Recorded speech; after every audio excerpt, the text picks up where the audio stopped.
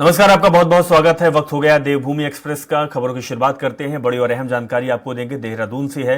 दून में भू कानून मूल निवास महारैली। जी हां, मूल निवास भू कानून समन्वय संघर्ष समिति के आह्वान पर महारैली का आयोजन किया गया और समिति की मांग नौकरियों और योजनाओं का लाभ लेने के लिए केवल मूल निवास अनिवार्य हो, जिसकी कट ऑफ 1950 हो, उसी को लाभ मिले। स्थायी निवास की व्यवस्था को भी समाप्त करने की मांग है।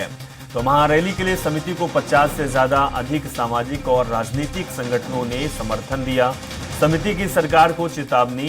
वहीं 1950 की अंतिम तिथि नहीं मानी जाती तो आंदोलन रहेगा जारी।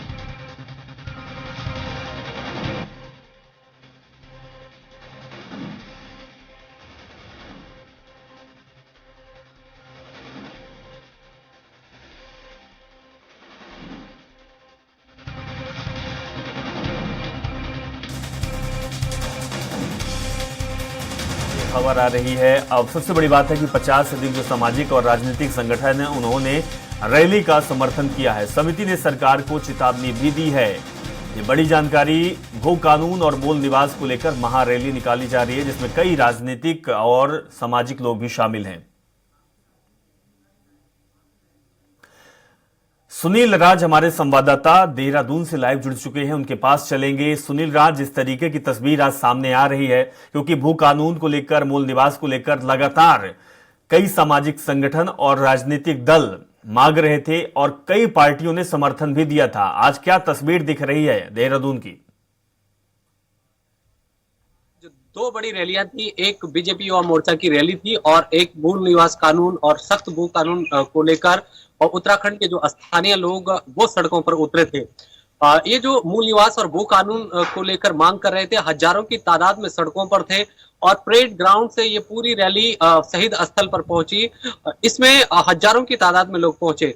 इनकी मांग है कि जो मूल निवास में जो जिसे मूल निवास यहाँ पर लागू किया जाए, वो उसकी कट ऑफ 1950 यानी कि जो 1950 के मूल निवासी उत्तराखंडी है, उनको ही यहाँ की नौकरियों और योजनाओं में प्राथमिकता दी जाए, उनको ही यहाँ की नौकरियां मिले। दूसरी और महत्वपूर्ण इनकी मांग ये है कि जो भू कानून है वो सख्त भू कानून यहाँ पर लागू हो।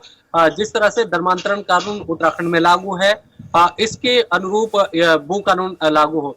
चूंकि महत्वपूर्ण बात यह है कि पहाड़ी क्षेत्रों में कई ऐसी जमीनें हैं जो अन्य प्रांतों के लोगों ने यहाँ पर खरीदी हैं और उत्तराखंड के लोग महज यहाँ पर केवल नौकरी के लिए रह गए हैं। तो ऐसे में उन तमाम लोगों की यही मांग थी कि जो मूल निवास हो उसमें कट ऑफ 1950 हो और सख्त भू कानून यहाँ पर लागू किया जाए। तो इन्हीं मांगों को लेकर सड़कों पर हजारों की हुजूम में लोग उतरे थे और ऐसे में अब हालांकि सरकार ने इसको लेकर एक समिति का गठन किया है, जो अपर मुख्य सचिव राधा रतूड़ी की रेखदेख में कमेटी का गठन किया गया है, वो पूरी रेखदेख कर रही है।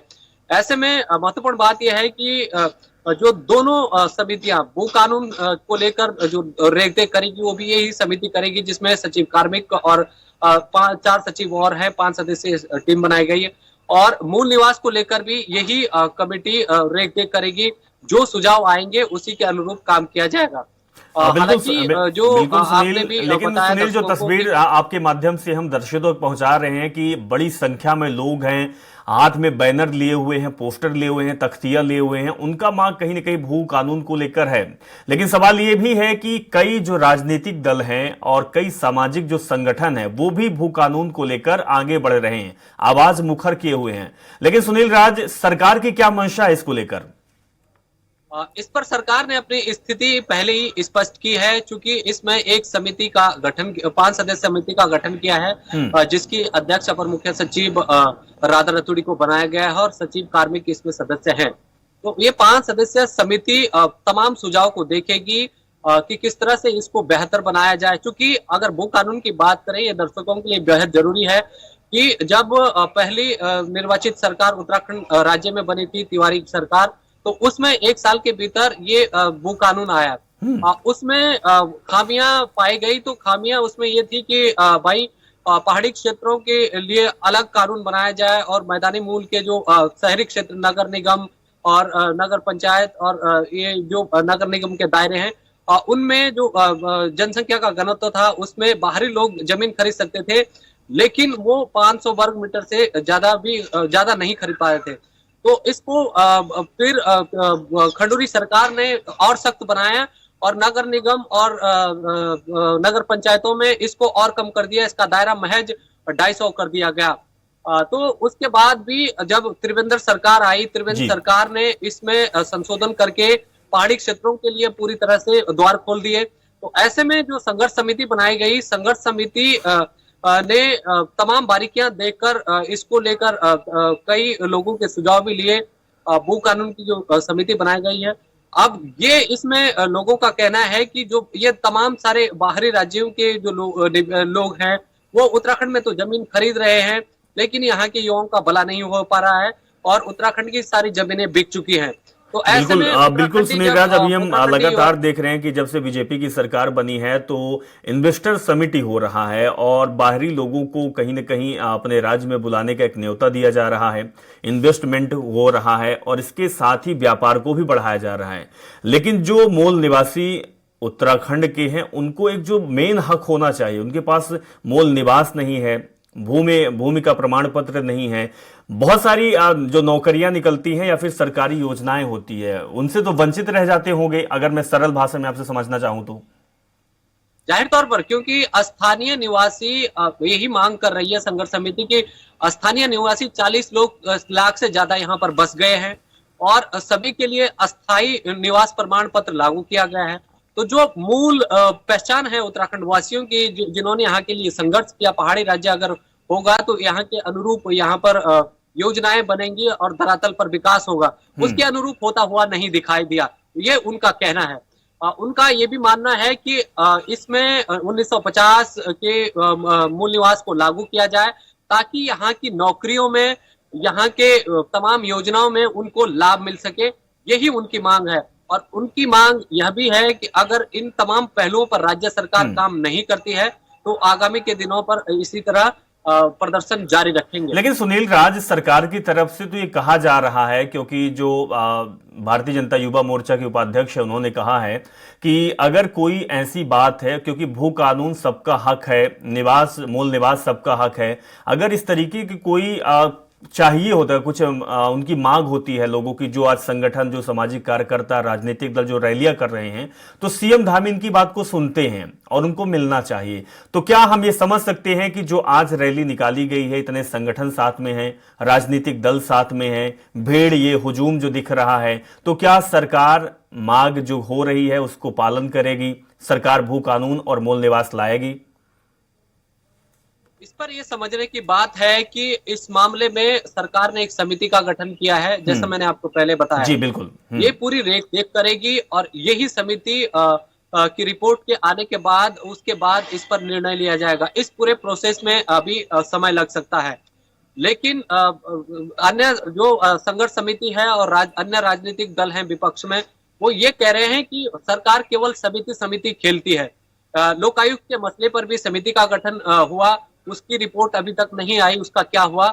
इसी मसले में भू कानून को लेकर भी पहले समिति का गठन किया गया था। बिल्कुल सुनील राज, आपने ठीक बोला कि समिति गठन होगी। एक मेरे दिमाग में सवाल ये भी आ रहा है कि हम देखते हैं कि उत्तराखंड में है जो बरसात के समय में देखें तो बहुत सारे जो गांव हैं वो पानी में लिप्त हो जाते हैं, घर बह जाते हैं, लोगों की जान चली जाती है, नए सिरे से जिंदगी उनकी चालू होती है। उनके पास घर नहीं होता, उनके पास जमीन नहीं होती, उनके पास उनकी घर के नात रिश्तेदार या घर के लोग भी नहीं बचते हैं, लेकिन वो नए सिरे से जीवन यापन करते हैं। 1956 का आप जो उदाहरण बता रहे हैं, जो जानकारी आ रही है, तो क्या उनके लिए भू कानून और मूल निवास नहीं मिलेगा?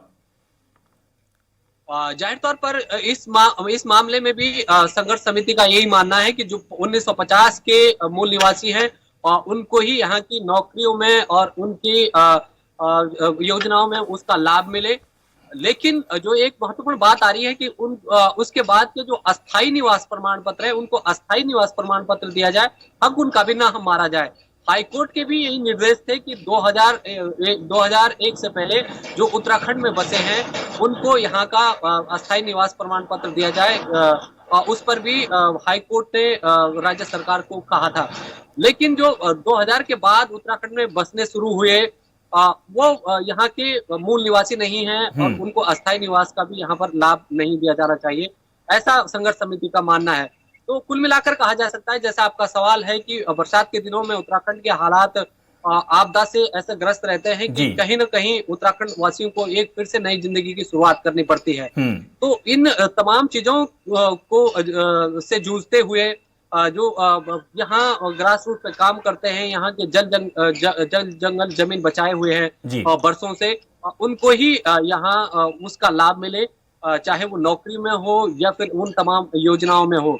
तो यही उनकी मांग है। बिल्कुल सुनील, तो हम आने ये वाले समझ दिनों सकते में हैं कि सरकार जो उत्तराखंड के हर नागरिक को भू कानून और मूल निवास बहुत जरूरी है, क्योंकि इसके बिना किसी की स्थायी ना तो पता होता है और ना पहचान होती है, तो बहुत जरूरी है। और इसीलिए शायद सभी संगठन और सामाजिक जो लोग हैं, सामाजिक संगठन या फिर राजनीतिक लोग हैं, हर किसी की मांग है कि जो भू कानून है और इसके साथ में मूल निवास पत्र है, प्रमाण पत्र है, उनको मिले। बहुत बहुत शुक्रिया सुनील राज, हमारे साथ आप जुड़े और तमाम जानकारी आपने साझा की।